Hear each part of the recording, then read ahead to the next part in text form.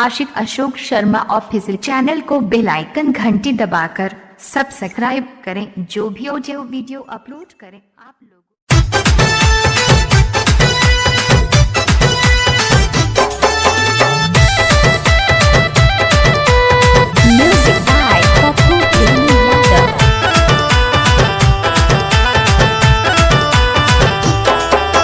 गड़ियो मांगो तिलकबो मांगो पलंगियो मांगो के बहिनी। गड़ियो मांगो तिलकबो मांगो पलंगियो मांगो के बहिनी। पलंगियो मांगो के बहिनी। लड़का के बापा बड़ी रंग रसिया दर्दियो न बुझोगे बहिनी। लड़का के बापा बड़ी रंग रसिया दर्दियो न बुझोगे बहिनी।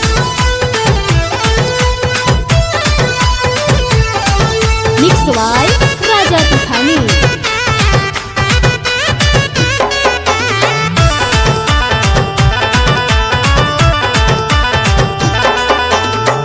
मुश्किल होई गेलो तोहारो विदाइया। लड़का के पापा हाको बड़ी निरदैया मुश्किल होई गेलो तोहारो विदाइया। लड़का के पापा हाको बड़ी निरदैया। गड़ियो मांगो फ्रिजबो मांगो गोदरेजबो मांगो गे बहिनी। गोदरेजबो मांगो गे बहिनी।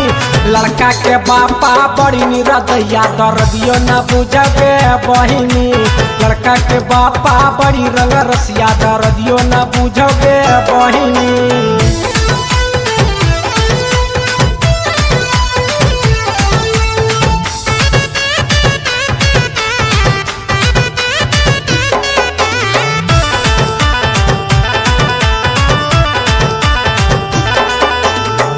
गइयो बेचनु भेसियो बेचनु लेनु सूद पे का राजा।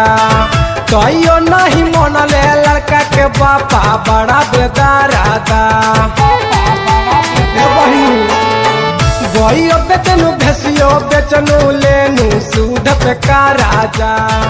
कहियो नहीं मन ले लड़का के बापा बड़ा बेदारादा।